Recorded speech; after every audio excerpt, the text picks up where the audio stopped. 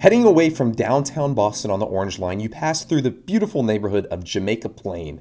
There's a good chance you'll be taking this ride at some point to get to the Sam Adams Brewery, but the area has so much more to offer in addition to this popular tourist attraction.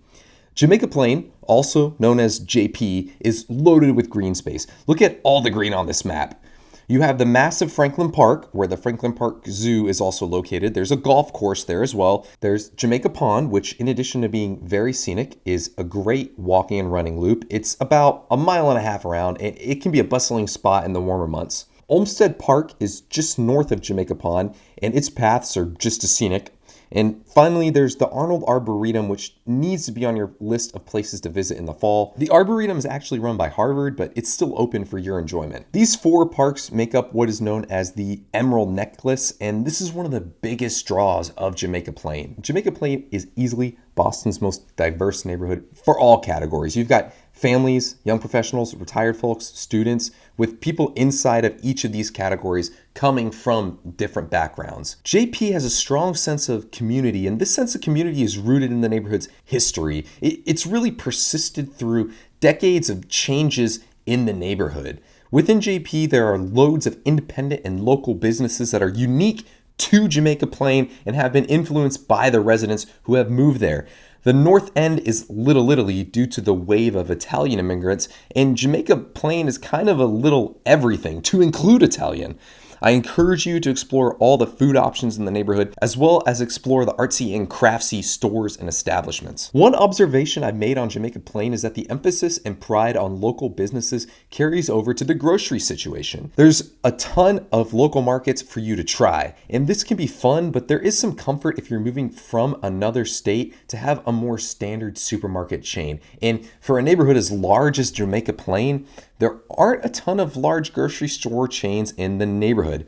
In this regard, there is a Whole Foods market, but that's about it. So if you don't live close to this specific store and you don't plan on having a car, figure out how you're going to get your groceries each week. Even if you take the green space out of the equation, Jamaica Plain is massive compared to other neighborhoods closer to downtown. It has quite a few distinct sub-neighborhoods, and while this adds to the uniqueness of Jamaica Plain, it can increase your reliance on a car if you live a good distance from a T station.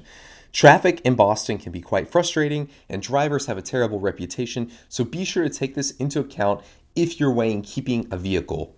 Since it is a little bit further outside of downtown, but still not so far away that you're running into and paying for the single-family homes in West Roxbury or Roslindale, Jamaica Plain tends to be a bit more affordable than other neighborhoods in the area. So if Boston prices are giving you sticker shock, you may want to add Jamaica Plain to your list of neighborhoods. Note that, like everywhere else in Boston, prices in JP have increased in recent years, which has had its effects on those who were living here before the crazy market. So while it's still cheaper than other parts of Boston currently, it has been growing more difficult for locals. Now, diving a bit more into affordability, here are the average rents in Jamaica Plain. A one-bedroom apartment will run you about $1,500 a month, and a two-bedroom apartment will cost you about $2,800 per month. These prices will vary based on your proximity to the T or your proximity to a desirable portion of the Emerald Necklace. You see that studios on average cost more than one bedrooms, and that's due to a combination of a small sample size of one bedroom apartments available at the time this data was collected,